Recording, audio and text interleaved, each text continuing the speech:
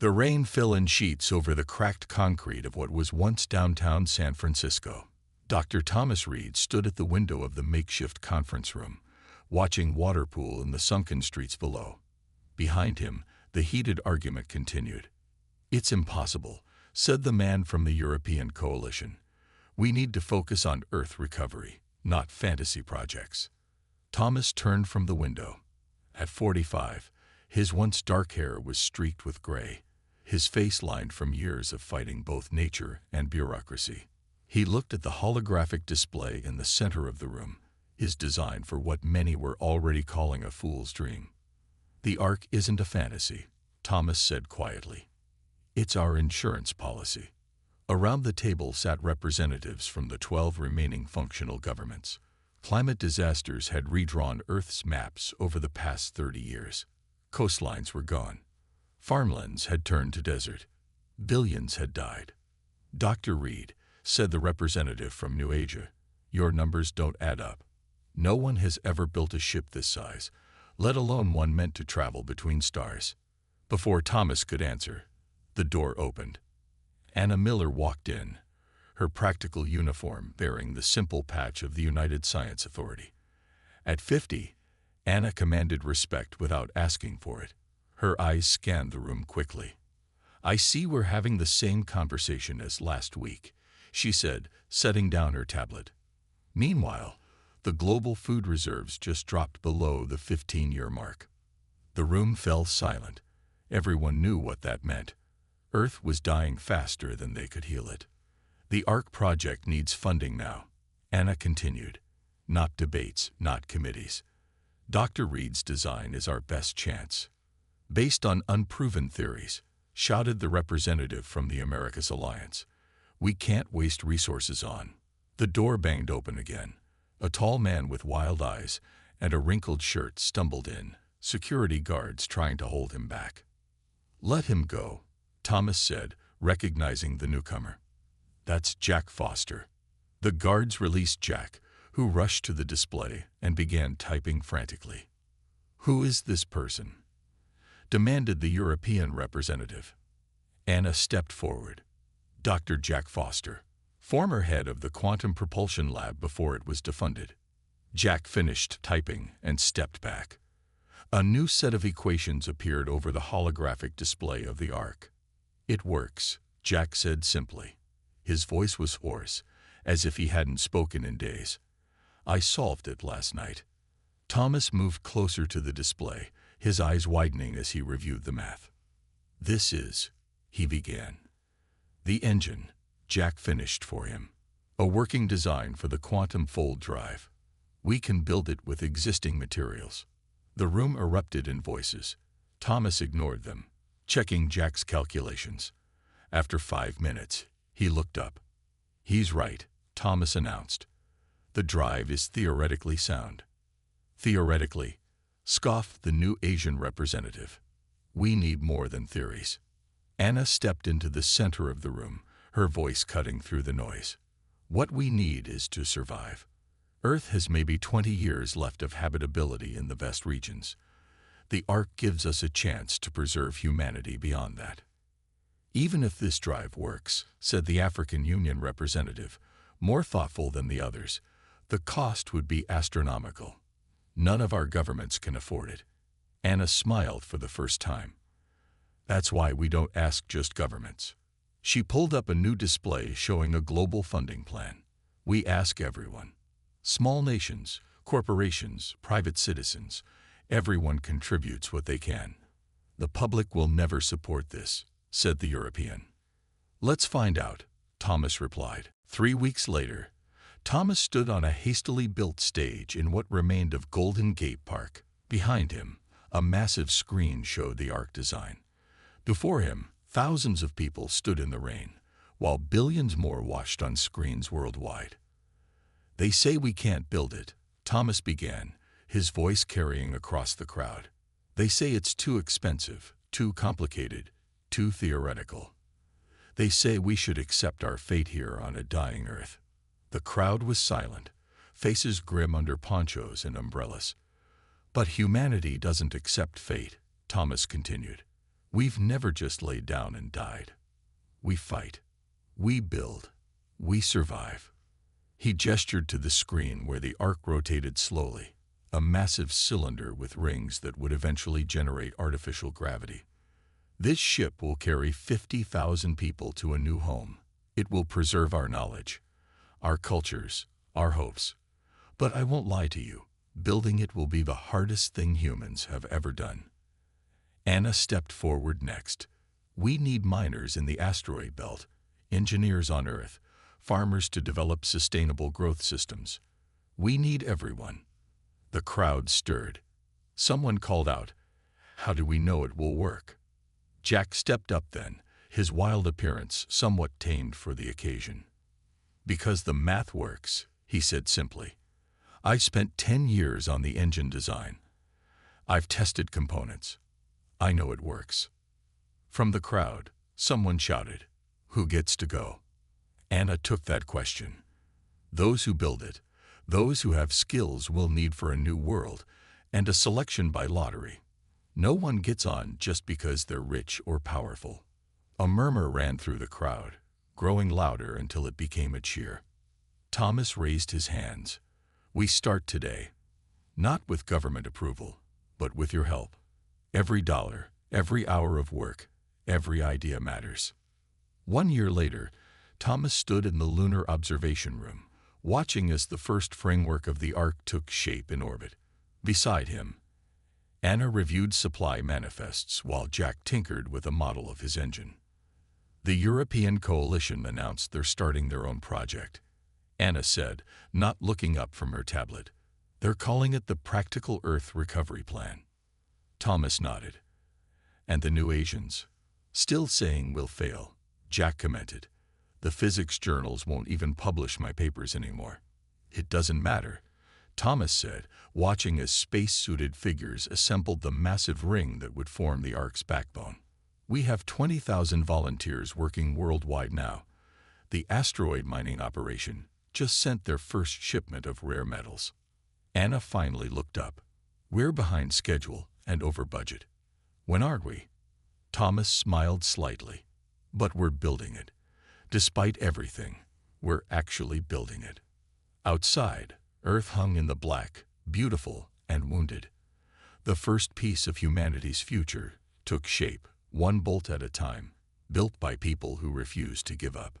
Jack set down his model and joined Thomas at the window. "They still doubt us," he said. Thomas nodded. "Let them.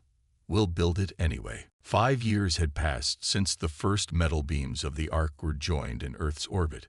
What had once been just a dream on paper now hung in space like a giant, incomplete skeleton.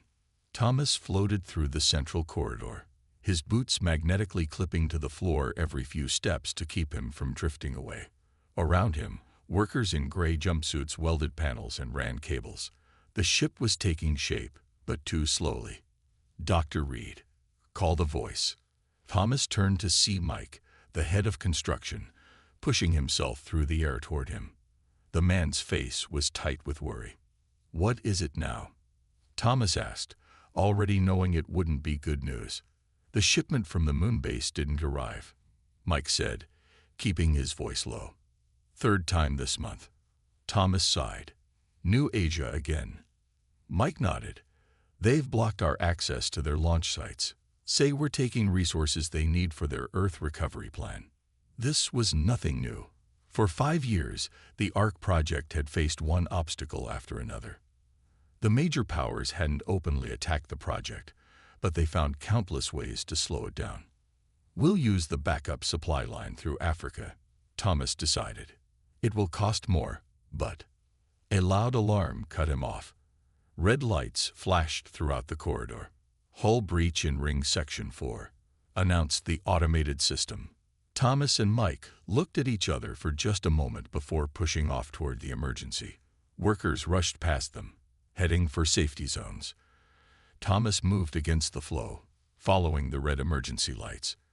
When they reached Section 4, Thomas saw the damage immediately. A 2-meter hole had opened in the outer hull. Emergency shields had activated, creating a shimmer of energy that kept the air from escaping, but they wouldn't last long. What happened? Thomas demanded, looking at the worker in charge of this section.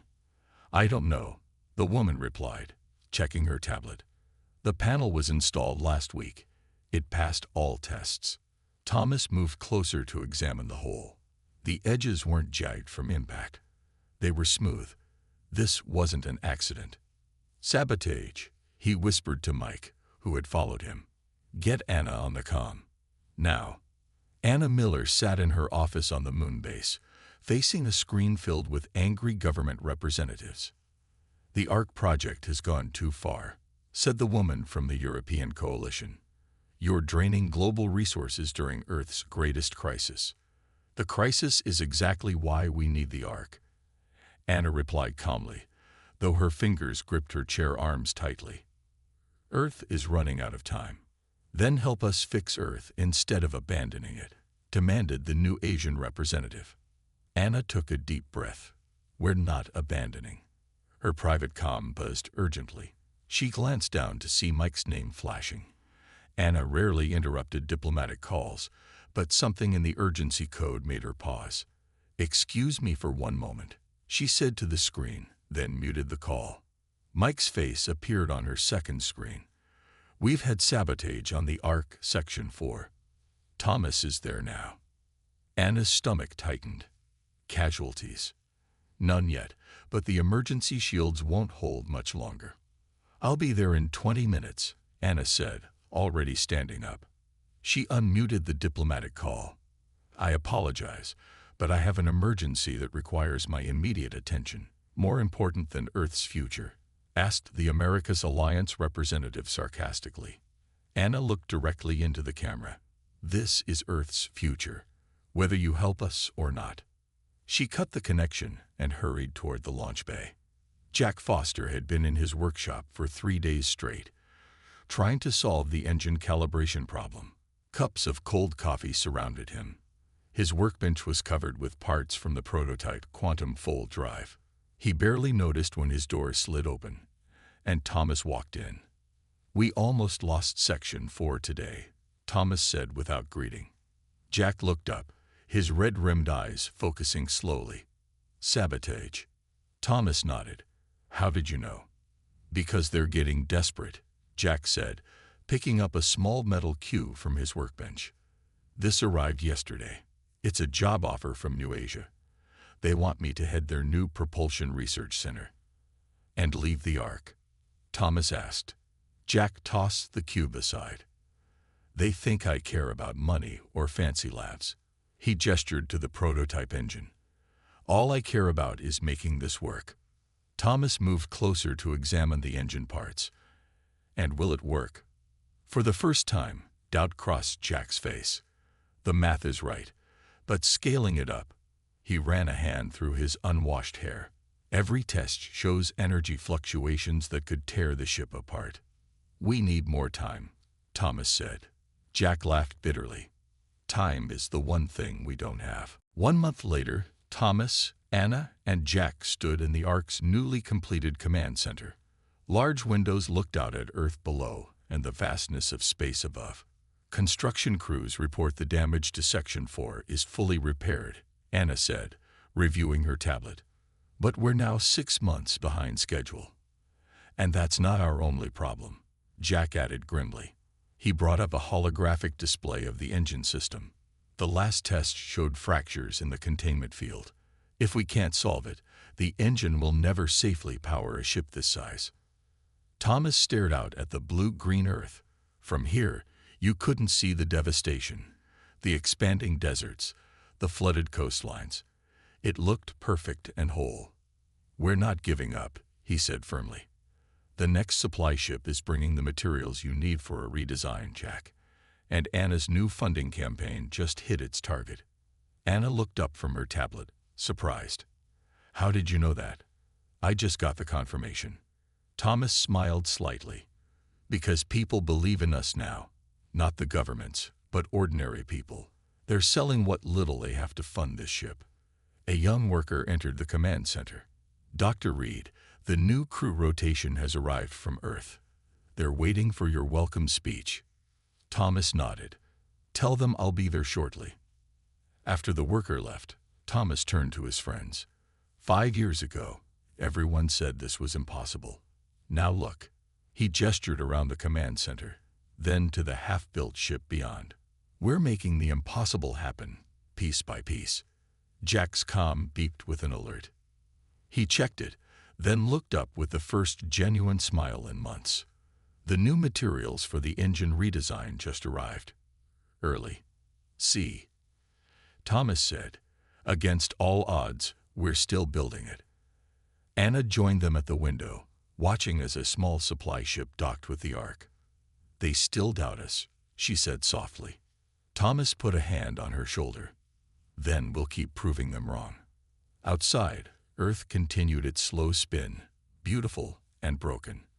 Above it, humanity's greatest hope took shape, built by those who refused to surrender to despair. 3 years later, the Ark hung in Earth's orbit like a gleaming metal city. Its massive ring structure was complete, and the central habitat cylinder was now sealed. From a distance, it looked finished. But Thomas knew better. He stood in what would become the main farm area, a vast open space that ran the length of the habitat ring. Above him, powerful lights simulated sunlight. Around him, empty metal beds waited for soil. It looks bigger without the plants, Anna said, walking up beside him. 8 years of working on the Ark had added more gray to her hair, but her eyes remained sharp and determined.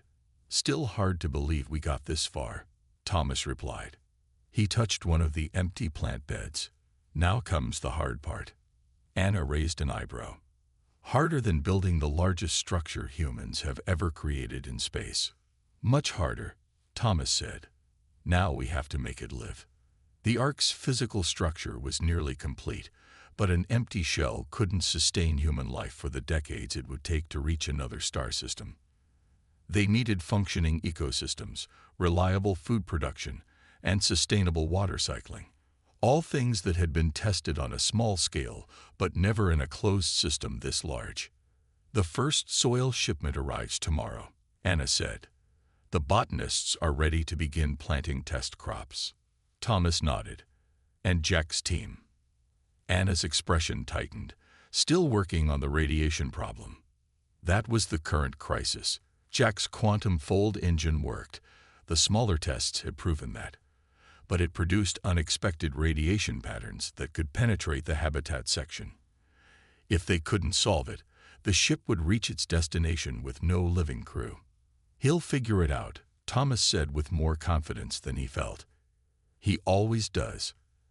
Anna pulled up a holographic display from her wrist unit. We have another problem. The selection committee is deadlocked again. Thomas sighed. This was the issue that kept him awake at night. The Ark could hold 10,000 people, a tiny fraction of Earth's remaining population. Who deserved to go? Who would stay behind on a dying planet? What's the disagreement this time? He asked. The usual. The Americans want more seats for their citizens. The Africans say their genetic diversity is more important for humanity's future. The Europeans argue their technical experts should have priority. Thomas looked out across the empty farm. And what do you think? Anna was silent for a moment. I think we need to stop thinking in terms of nations. We're not saving Americans or Europeans or Africans. We're saving humans. Jack Foster hadn't slept in 3 days. His workshop, once cluttered but organized, now looked like a disaster zone. Equipment was disassembled. Calculations covered every surface. His team had long since given up and gone to rest. But Jack couldn't stop. The radiation problem was solvable. It had to be. He studied the latest test results again. The quantum fold engine created a bubble of altered spacetime around the ship, allowing it to move vast distances by folding space itself. But the process generated exotic particles that normal shielding couldn't block. Think, he muttered to himself. There has to be a way. His door slid open, and Thomas walked in with 2 cups of coffee. You look terrible, Thomas said, handing Jack one of the cups. Jack took it without looking up. Thanks for the update. Thomas sat down across from him. The habitat section is ready for planting. Anna's finalizing the crew selection parameters. We're making progress. Not if everyone dies of radiation poisoning, Jack said bitterly. He pushed a tablet toward Thomas. Latest simulations. Even with triple shielding, the radiation breaks through after 6 months. Thomas studied the results. What if we didn't try to block it? What if we redirected it instead? Jack looked up, his bloodshot eyes suddenly alert. What do you mean? The radiation follows the quantum field lines, right? Thomas drew a quick diagram. So what if we add a secondary fold system here, just to redirect the field lines away from the habitat? Jack stared at the diagram, his mind racing. That might work. We'd need to reconfigure the entire drive system. But he started sketching rapidly on a new tablet. Yes, this could work. For the first time in weeks, Thomas saw genuine hope on his friend's face. Anna stood before the global committee, 50 representatives from Earth's remaining nations. The meeting was virtual. Few people traveled anymore with fuel so scarce. But the hostility came through clearly on the screens. The ARC project has gone too far, said the representative from Eurasia. You've built your ship with resources that could have helped millions still suffering on Earth. And now you plan to take our best and brightest away, added the European spokeswoman, leaving the rest of us behind. Anna took a deep breath. The ARC was always meant as humanity's insurance policy, not an escape for the privileged. That's why our selection process. About that selection process, interrupted the Americas Alliance representative. We've received a proposal from a coalition of the world's remaining governments. The ARC should be placed under international control. Each nation would receive a quota of seats proportional to their contribution to global recovery efforts. Anna understood immediately what this meant. The wealthy and powerful would claim all the spots, leaving behind those who had actually built the ARC. That wasn't the deal, she said firmly. The ARC belongs to humanity, not to governments. Our selection process considers skills, genetic diversity, and cultural knowledge. We also reserve 30% of seats for those who built it. The deal has changed, said the new Asian representative coldly. A united fleet from our remaining naval forces is being assembled. The ARC will be placed under proper control within 1 month. The screens went dark one by one, leaving Anna alone in the conference room. She immediately opened a secure channel to Thomas. They're coming for the ARC, she said without preamble. 1 month. Thomas stood in the observation dome of the ARC, looking down at Earth. Behind him, Anna and Jack waited silently. We always knew this might happen, Thomas said finally. The powerful have never willingly shared with the desperate. We're not ready, Jack said. The engine modifications need at least 2 more months. And even then, we'd be testing them for the first time on a full-scale jump. And the ecosystems haven't been proven yet, Anna added. We've barely started the planting. Nothing is growing well enough to sustain life.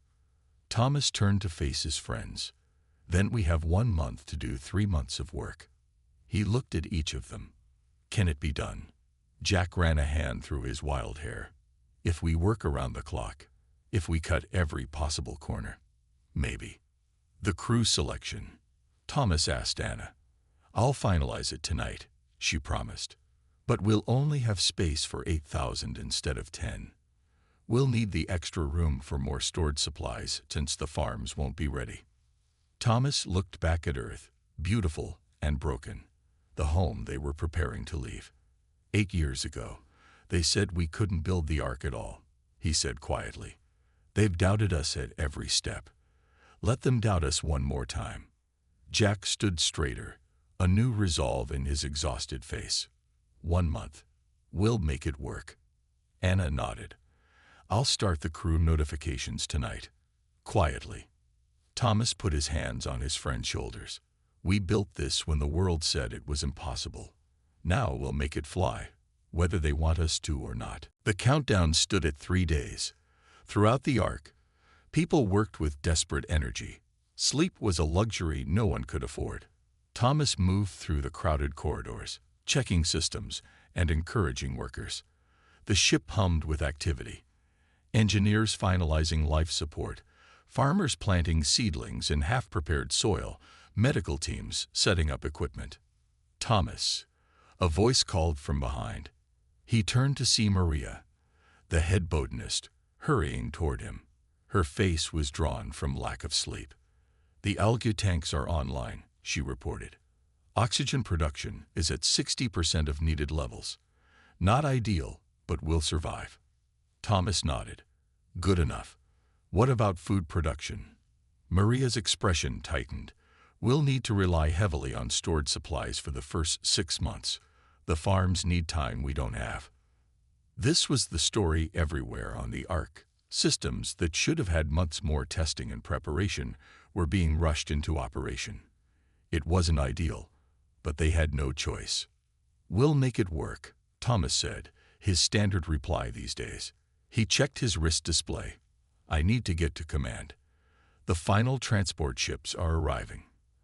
As he made his way to the command center, Thomas passed families moving into their quarters, children carrying small bags of precious belongings, parents trying to look confident despite the fear in their eyes. These were the lucky ones, the chosen 8,000 who would leave Earth behind. In the command center, Anna stood before a wall of screens, her face grim. "Status?" Thomas asked. "Not good," she replied. "The military coalition has moved their timeline up. Their fleet launches in 24 hours. Thomas felt his stomach drop. "But we're not ready. We need at least 3 more days." "We don't have 3 days," Anna said simply. On the main screen, a map showed the positions of military vessels around the world, all preparing to launch. After years of fighting the Ark project, the world's powers had decided to take it for themselves. "What about the crew?" Thomas asked. 6,000 on board so far," Anna replied. "The final 2,000 are in transit on the last shuttles." Thomas moved to another screen showing the engine room, where Jack and his team were making final adjustments to the quantum fold drive. "Jack," Thomas called. "We need to move up the launch. 24 hours. Jack looked up, his face streaked with grease and exhaustion. 24? That's not possible. We haven't finished the radiation shielding modifications. Can we jump without them?" Jack ran a hand through his hair. "Yes, but I'd need to reroute power from the habitation ring during the jump. It would mean no life support in half the living quarters for about 12 hours. "Do it," Thomas ordered. "Anna, tell everyone to gather in the central sections during the jump." "There's another problem," Jack added, his voice dropping. "The fold calculations aren't complete. I can get us away from Earth, but I can't guarantee we'll end up exactly where we planned." Thomas and Anna exchanged glances. The target was a star system 15 light-years away, carefully chosen for its potential to harbor habitable worlds. "How close can you get us?" Anna asked. "Within a light-year, maybe 2, Jack admitted. "We'd need to make a second jump after recalculating. One problem at a time," Thomas said. "Get us away from Earth first. We'll worry about the destination later." 12 hours later, Thomas stood at the window in his quarters, looking down at Earth one last time. Blue oceans, white clouds, green and brown land, still beautiful despite humanity's harm. He wondered if he would ever see it again. His door chimed, and Anna entered without waiting for permission. Her face was flushed with urgency. "The military coalition has launched early," she reported. "First vessels will reach us in 10 hours. Thomas turned from the window. "How many crew on board?" 7,200, Anna replied. "The final transport ships won't make it in time." The weight of this settled on Thomas's shoulders. 800 people, people who had worked on the Ark, who had earned their places, would be left behind. "We need to decide now," Anna said quietly. "Wait for everyone and risk losing everything, or launch with who we have." Before Thomas could answer, his comm beeped urgently. Jack's face appeared on the screen. "Thomas, we've got a problem," he said, his voice tight with stress. "The coalition ships aren't just coming to take control. They're coming to stop us completely. What do you mean? Thomas demanded. I just intercepted communications between their vessels, Jack explained. They're carrying nuclear warheads. If they can't seize the Ark, they plan to destroy it. Thomas felt the blood drain from his face. Are you certain? Completely, Jack replied. They're afraid of what happens if we succeed, that Earth will be abandoned by anyone with the means to leave. Anna stepped closer to the screen. How long until they're in range? 8 hours, maybe less, Jack said. We need to launch now, Thomas. Right now. Thomas closed his eyes briefly. 800 people left behind against 8,000 lost if they waited. There was only one choice. Initiate launch sequence, he ordered. Anna, get everyone to the central sections for the jump. Jack, how long do you need to prepare the engine? Give me 1 hour, Jack said. No more. You have it, Thomas replied. Anna, make the announcement. As Anna left to inform the crew, Thomas took one final look at Earth. I'm sorry, he whispered to those they would leave behind. Throughout the Ark, alarms sounded as Anna's voice came over the speakers. All personnel to central sections immediately. Prepare for emergency launch. This is not a drill. People hurried through corridors, carrying children and vital equipment. Medical teams moved patients on stretchers. In the farm sections, botanists secured young plants against the upcoming power loss. In the engine room, Jack worked frantically on the final adjustments to the quantum fold drive.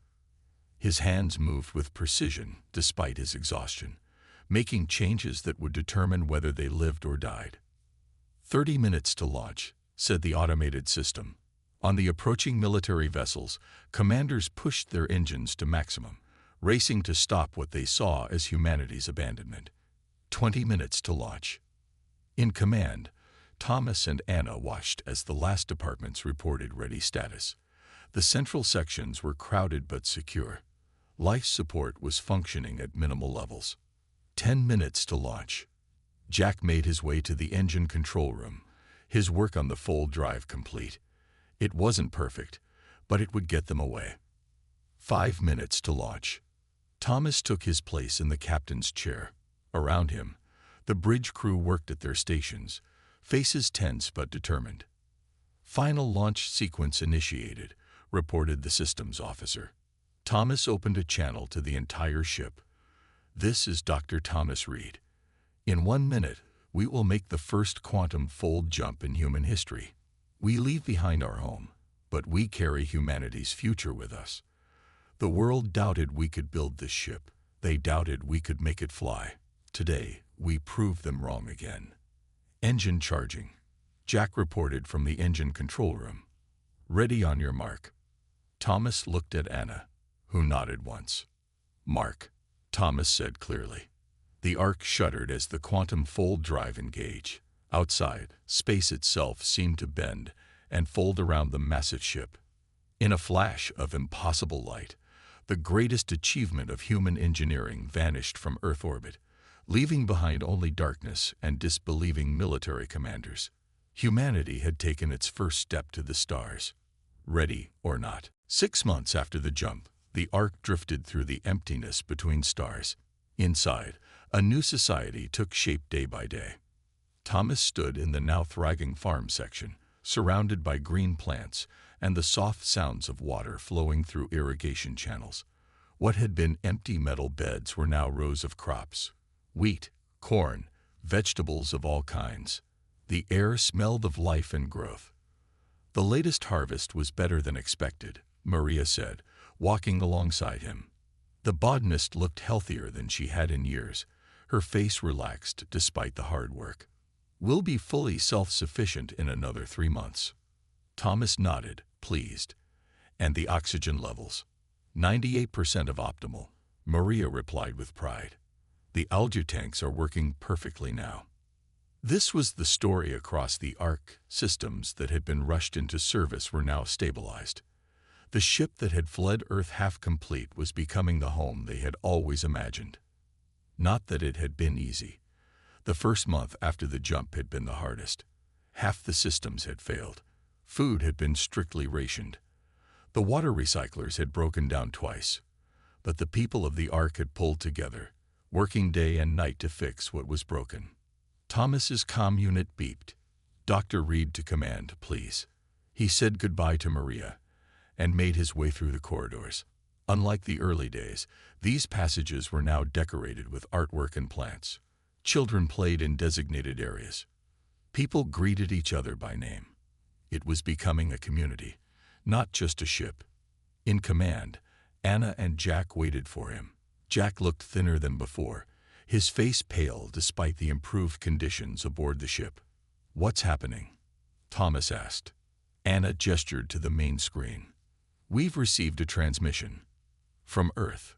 Thomas felt his heart skip. In the 6 months since their departure, there had been no contact with the home they left behind. "Play it," he said. The screen flickered, then showed a familiar face, the head of the African Union, one of the few world leaders who had quietly supported the Ark project. "Dr. Reed, if you receive this, please know that Earth continues," the man said. His face looked tired, but there was a strength in his eyes. "The military coalition that tried to stop you has fallen. In the aftermath of your departure, something unexpected happened. The nations of Earth have begun to truly work together." Thomas, Anna, and Jack exchanged glances of surprise. "Your success showed us what humanity could achieve when united by a common purpose," the message continued. "We are applying those lessons now to save our planet. The recovery projects are showing results. The oceans are slowly healing. We've stabilized the atmosphere deterioration." The man paused, his expression solemn. "We do not ask you to return. Your journey must continue. But we request an exchange of knowledge. Share with us what you learn among the stars, and we will share what we discover in healing the Earth." The message ended, leaving the command center in silence. "How is this possible?" Anna finally asked. "They were ready to destroy us 6 months ago." Jack moved to a console, checking the transmission data. "The message is genuine. It traveled for nearly 6 months to reach us." He looked up, his face showing the first real hope in a long time. "They've changed, just as we have." Thomas stared at the blank screen, thinking. "Call a council meeting. The people should decide how we respond." The council chamber was crowded with representatives from every section of the Ark. Farmers sat beside engineers. Medical staff next to maintenance workers. All had equal voices in the ship's governance, a system Anna had designed during the long months of travel. Thomas stood before them, explaining the message from Earth and the choice they now faced. "We have 2 options," he concluded. "Continue to our original destination without looking back, or establish this communication link with Earth and share knowledge." A woman stood up. "Lisa, the head of medical. What about returning? Some of us left family behind." Murmurs filled the room. Many had left loved ones, believing they would never see them again. Thomas looked to Jack, who shook his head slightly. "The quantum fold drive can't reverse our course easily," Thomas explained. "We're nearly a light year from Earth, and even if we could return, the ship wasn't designed to land. We would be starting over again." Another person stood, Ben from engineering. "If Earth is healing, maybe they don't need our help anymore. Maybe we should just focus on our new home." "Or maybe," Anna said, stepping forward, "this is exactly what the Ark was meant to be, not just an escape ship, but a bridge between Earth and the stars." Discussion continued for hours, passionate but respectful. Thomas listened as people shared their hopes, fears, and dreams for both their own future and Earth's. Finally, they voted. The decision was clear. Establish the communication link, share knowledge in both directions, but continue the journey to their new home. 1 month later, Thomas sat in his quarters, recording a message. Behind him, visible through the viewport, distant stars shone like tiny beacons. "This is the first of our knowledge transmissions," he began. We're sending the improvements we've made to the life support systems, which may help with atmospheric processing on Earth. We're also sharing the genetic modifications our botanists have developed for crops to grow in limited light conditions. He paused, looking at a small plant on his desk, a new variety developed on the Ark, able to grow with minimal resources. More important than the technical knowledge is what we've learned about ourselves. Thomas continued, about building a society where everyone contributes and everyone matters, about making hard choices for the greater good, about believing in the impossible until it becomes possible. He thought about the journey so far, and the longer one still ahead. The Ark was on course for their target star system, still years away. Jack had corrected their course after the emergency jump, though the effort had weakened him. The radiation exposure during the engine modifications had taken a toll that the medical team couldn't fully reverse. Earth doubted us when we started building the Ark, Thomas said. They said it couldn't be done, but we built it anyway. And now, both on Earth and here among the stars, humanity continues. Different paths, but the same spirit. He ended the recording and sent it back across the light years to the planet they had left behind. As the message traveled through space, Thomas looked out at the stars. Somewhere ahead was their new home. Somewhere behind, the old one healed. They doubted us, he whispered to himself, a small smile forming on his tired face. But we built it anyway. In the corridors outside, children who had never seen Earth played. In the farms, plants never meant to leave their home planet thrived. In the workshops, engineers designed new tools for a world they hadn't yet seen. The Ark flew on, carrying humanity's past and future together into the deep unknown.